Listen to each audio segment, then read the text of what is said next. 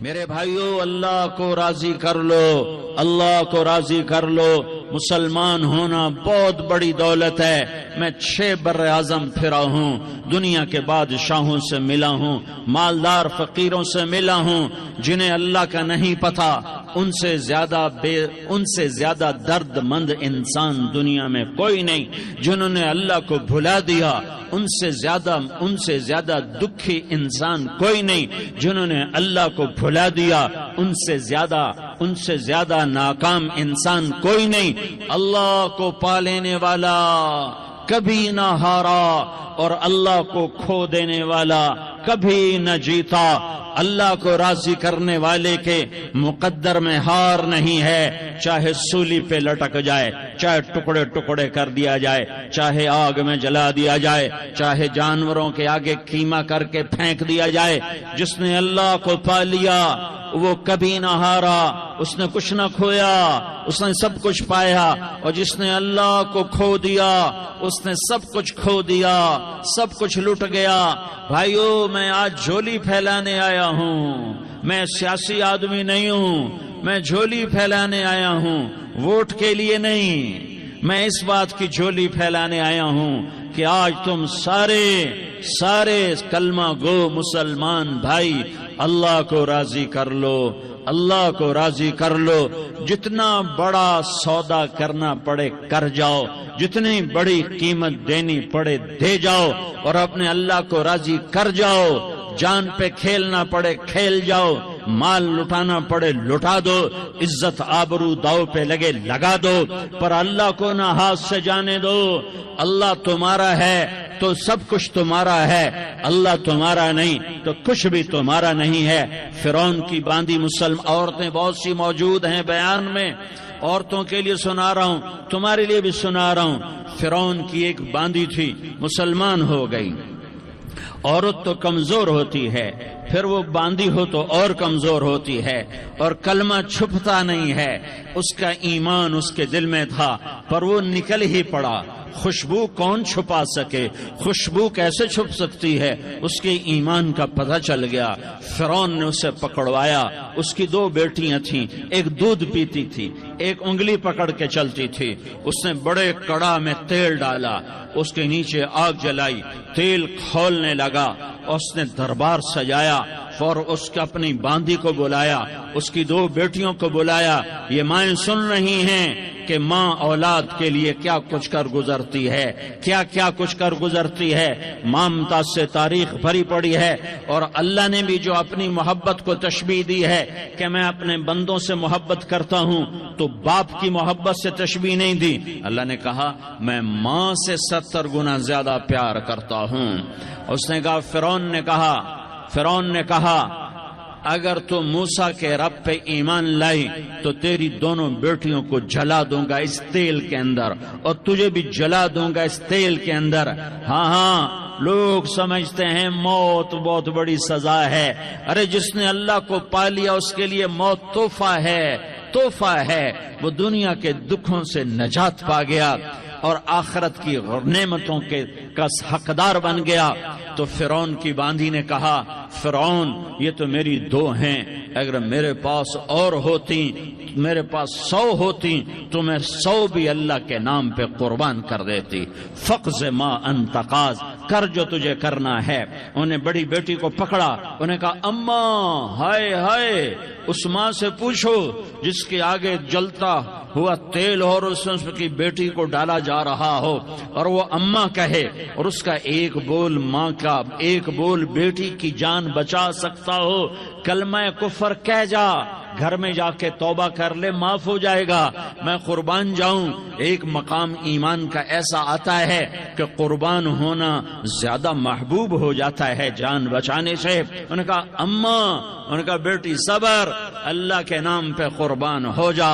ادھر آ ستمگر ہنر آزمائیں، تو تیر آزما ہم جگر آزمائیں۔ نہ کر لبوں کو سی عشق ہے دل لگی نہیں، سینے پہ تیر کھائے جا، آگے قدم بڑھائے جا، یا زبان حال سے کہہ دے کہ ہاں ستائے جا۔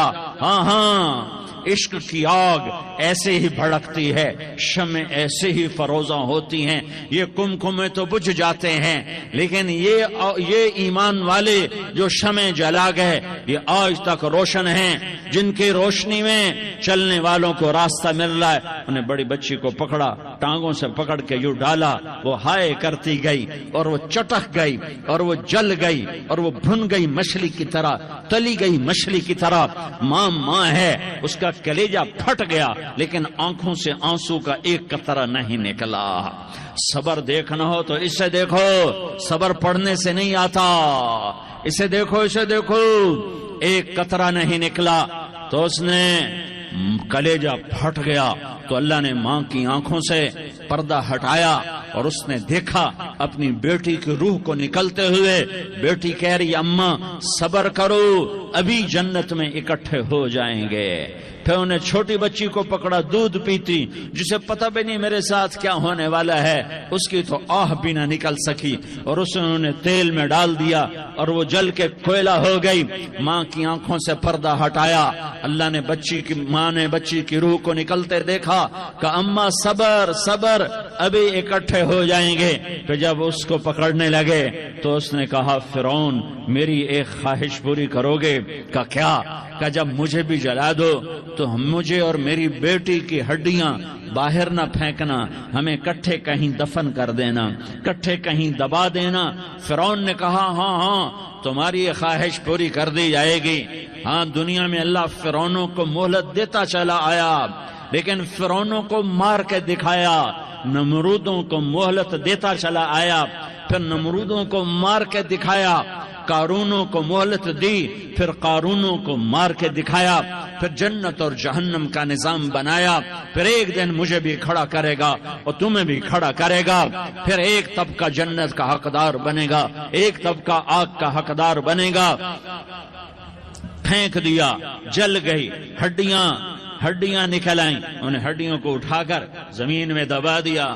2000 سال گزر گئے، میرا نبی دنیا میں موسیٰ علیہ السلام کے 2000 سال بعد آتے ہیں اور آپ معراج پہ چلتے ہیں۔ جب آپ بیت المقدس سے معراج کو اٹھے تو آپ کو زمین سے جنت کی خوشبو آئی، تو آپ نے ارشاد فرمایا جبریل میں جنت کی خوشبو سونگ رہا ہوں، یہ کہاں سے آ رہی ہے؟ تو آپ نے جبریل نے عرض کی یا رسول اللہ فرعون کی باندی اپنی بیٹیوں کے ساتھ، اپنی ہڈیوں کے ساتھ جس جگہ پر دفن ہے، جس دن اسے دفن کیا گیا تھا اس دن سے آج تک یہ خوشبو آ رہی ہے، اور یہ قیامت تک خوشبودار رہے گا۔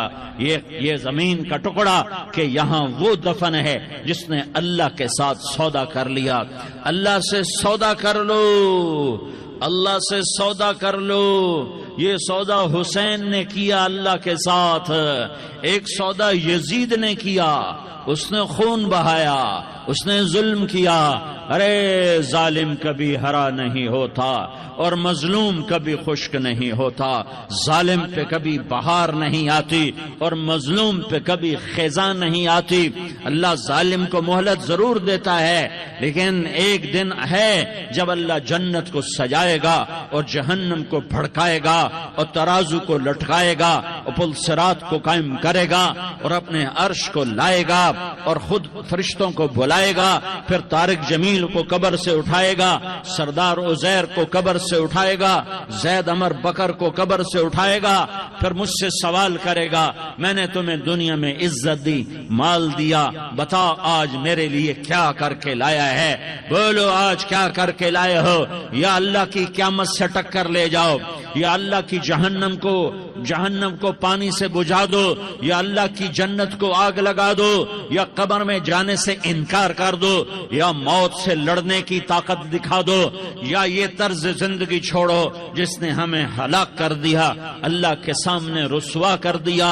موت ہے، جنت ہے، جہنم ہے، آخرت ہے، اللہ ہے، رسالت ہے، محمد مصطفیٰ کی ہستی ہے جو تمہارے لیے پس گیا، لٹ گیا، دان توڑوائے، خون خون خون ہوا، جاؤ جاؤ چلو میرے ساتھ، میں تمہیں طائف کے پہاڑوں میں لے جاؤں اور میں تمہیں وہاں کھڑ کے سوال کروں، کاش طائف کے پہاڑوں کی زبان ہوتی تو وہ سب سے پہلے ہمیں تمہیں لان تان کرتا، ارے تمہیں شرم نہ آئی کہ تمہارا نبی تمہارے لیے خون و خون ہو گیا۔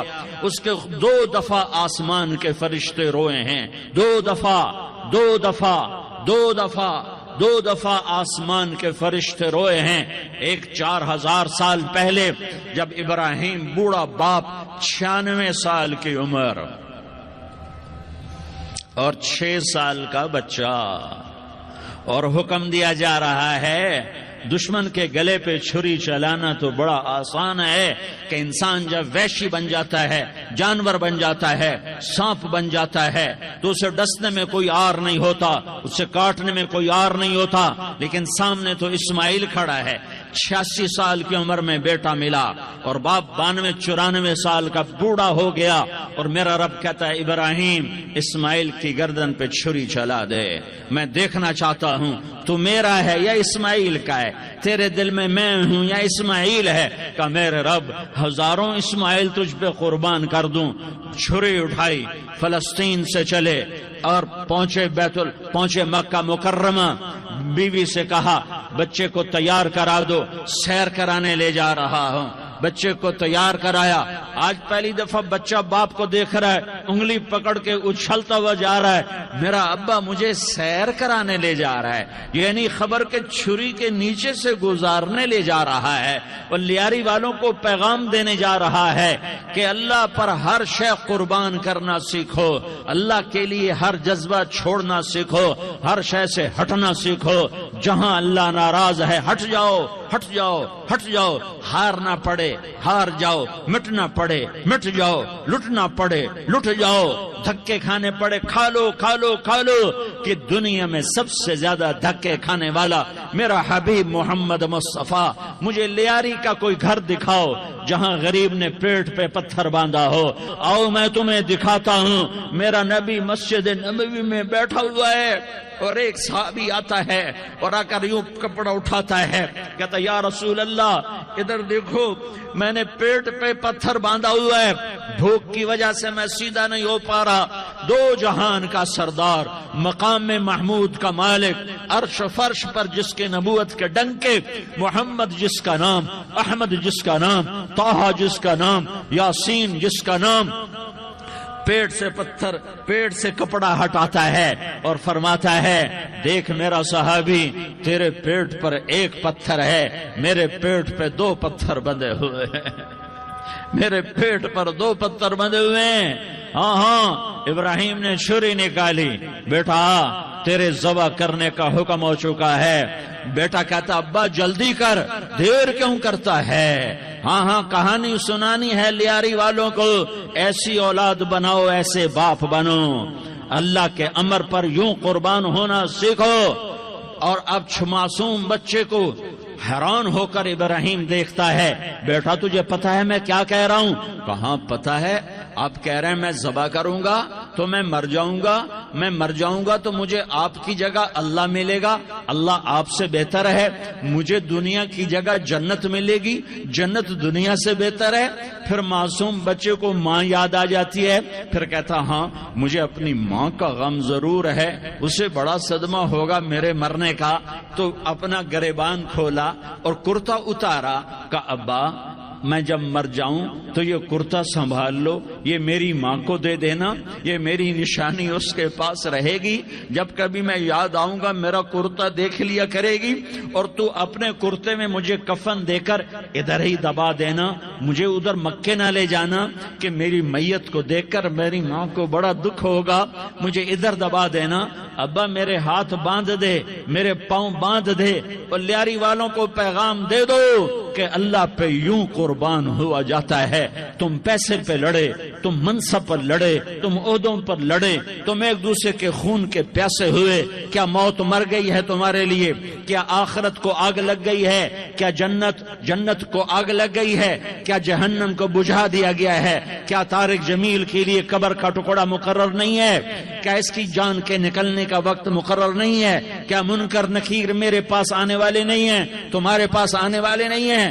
96 سال کا بوڑھا باپ بیٹے کے ہاتھ باندھ رہا ہے کسائی کی طرح، جسے بکرے کے ہاتھ پاؤں باندھتا ہے، پاؤں باندھ رہا ہے۔ پھر بیٹے نے کہا ابا مجھے الٹا لٹانا، سیدھا نہ لٹانا، کہیں تیری نظر پڑے اور تیرا ہاتھ کانپ جائے اور حکم ٹوٹ جائے، مجھے الٹا لٹا دے۔ وَتَلَّهُ لِلْجَبِينِ، الٹا لٹایا اور اپنا گوڈا ان کی کمر پہ رکھا اور ایسے ان کے سر کے بال پکڑ کر یوں سر اٹھایا، چھری کو نیچے سے گزارنے کے لیے، ایک ہاتھ میں سر کے بال، ایک ہاتھ میں چھری، گوڈا اس کی کمر پر، اور یوں آسمان کو دیکھا۔ ہائے ہائے، کائنات ہل گئی، ابراہیم کی نظر آسمانوں پر گئی، کیا فرشتوں میں ہلچل مچ گئی۔ فرشتوں کو کیا خبر کہ آگے کیا ہونے والا ہے؟ کہنے لگے یا اللہ، کیا تو مجھ سے ناراض ہو گیا ہے کہ اسماعیل کی محبت نے میرے دل میں جگہ پکڑ لی ہے؟ یہ لے تیرے نام پہ قربان کرتا ہوں، ناراض نہ ہونا، تجھ پر ہر شے فدا ہے، ہر شے قربان ہے، یہی لا الہ الا اللہ کا مطلب ہے۔ چھری چلائی، جب یہ کہا یا اللہ میں تیرے نام پہ اسماعیل کو قربان کرتا ہوں، 7 آسمان کے فرشتے زارو زار روئے کہ فرشتوں کو نہیں پتا آگے کیا ہونے والا ہے۔ دوسری دفعہ 4000 سال بعد یہ طائف کی وادی ہے اور یہ محمد بن عبداللہ ہے اور یہ بھاگ رہے ہیں اور پیچھے پتھر پڑ رہے ہیں اور وہ بھاگ کے پیچھے پتھر پڑ رہے ہیں، پھر آپ گرتے ہیں، پھر اٹھ کے بھاگتے ہیں، پھر پتھر پڑتے ہیں، پھر آپ گرتے ہیں، پھر اٹھ کے بھاگتے ہیں، پھر پتھر پڑتے ہیں، پھر آپ بے ہوش ہوتے ہیں، زید بن حارثہ اٹھاتے ہیں، باغ میں پناہ لیتے ہیں، پھر آپ کو ہوش آتا ہے، پھر آپ اللہ کی بارگاہ میں دعا کرتے ہیں۔ اس دعا کو سن کر 7 آسمان کے فرشتے زارو زار روئے کہ یا اللہ آج میرا تجھ سے گلہ کرنے کو جی چاہ رہا ہے۔ اشکو الیک ضعف قوتی وقلت حیلتی وہوانی علی الناس، میرے رب آج میں تجھ سے گلہ کرتا ہوں، تو نے مجھے کن لوگوں کے حوالے کر دیا جنہوں نے مار مار پتھر مجھے لہو لہان کر دیا۔ اللہ کی غیرت، اللہ کا غضب حرکت میں آیا اور فرشتہ اترا۔ ہاں یا تو میں کیا کہوں، دیکھو اپنے نبی کا معاف کرنا، دیکھو اپنے نبی کا معاف کرنا، دیکھو یہاں تو بیٹا ماں کو معاف کرنے کے لیے تیار نہیں، بھائی کو معاف کرنے کے لیے تیار نہیں۔ فرشتہ پہاڑوں کا آ گیا، یا رسول اللہ اگر آپ اجازت دیں تو ہم دونوں پہاڑوں کے اندر ان کو چکی کے پاٹ کی طرح مسل کے پیس کے کیما بنا دیں اور ان کو ختم کر دیں۔ تو میرے نبی نے فرمایا نہیں، مجھے امید ہے اگر انہوں نے کلمہ نہیں پڑھا تو ان کی نسلوں میں کوئی کلمہ پڑھنے والا آئے گا۔ میں نے معاف کیا ہے، اللہ کو پا لیا، سب کچھ پا لیا، اللہ کو کھو دیا، سب کچھ کھو دیا۔ یہ لا الہ الا اللہ کا پیغام ہے، یہ لا الہ الا اللہ کا پیغام ہے، یہ لا الہ الا اللہ کا پیغام ہے کہ مرنے سے پہلے اللہ کو راضی کر جاؤ۔ ہاں حسین نے اللہ کو راضی کیا، یزید نے حکومت کو راضی کیا، اس نے حکومت پالی، وہ حکمران بنا، اس کے خاندان نے حکومت کی اور حکومت اس کی باندھی بنی، اور حسین نے جان دے کر نیزے پہ سر چڑھا دیا۔ کائنات کا افضل ترین خون ایسے پانی کی طرح سستا ہو کے زمین پر بہا۔